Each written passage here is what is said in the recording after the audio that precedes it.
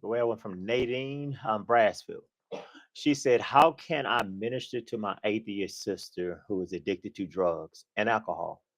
She shuts me down anytime I mention God, but I know He is the only one who can save her."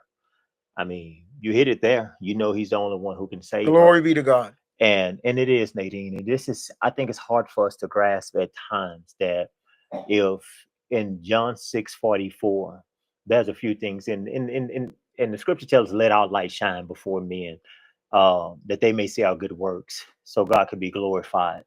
And the thing is, Nadine, that when it comes to our family members, you know, we were raised with them. So they really think they know us. And they do know a lot about us, our past, and things such as that. I was raised with them.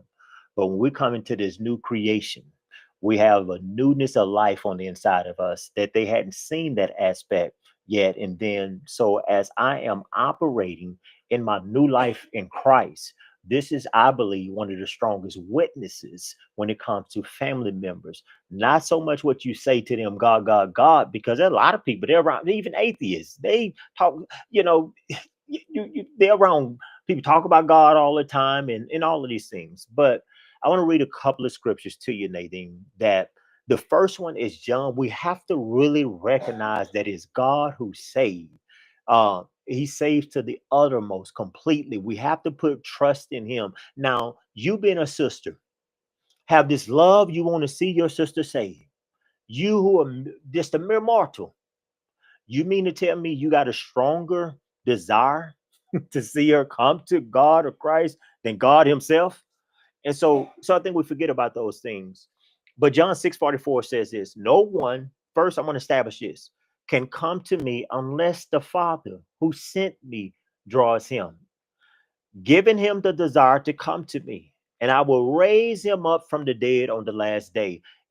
He didn't say, he didn't put no exceptions in there. If you're an atheist or that's too tough for me, that's too hard for me. So many atheists God has touched and they're saved and they're speaking about Jesus today.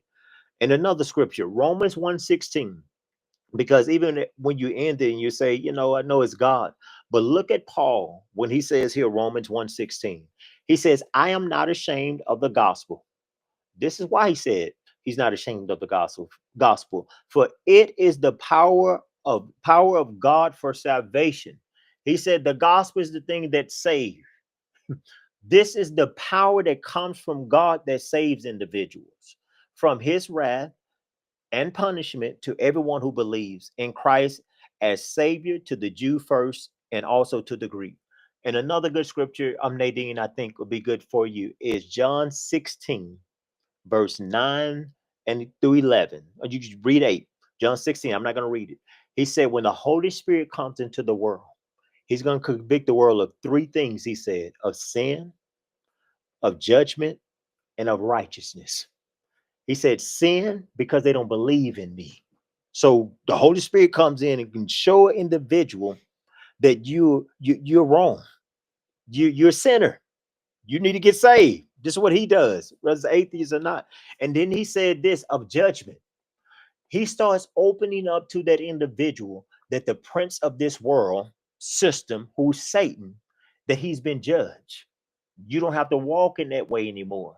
And the last thing he says is righteousness. Jesus Christ is the answer. That's actually what he's saying. He's the righteous one.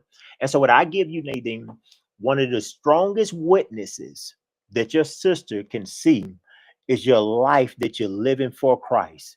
And when the opportunity opens up, she might even start asking you questions. Hey sis, you seem you got a lot of peace now. What's up? Seem like you're kind of happy now. What's happening?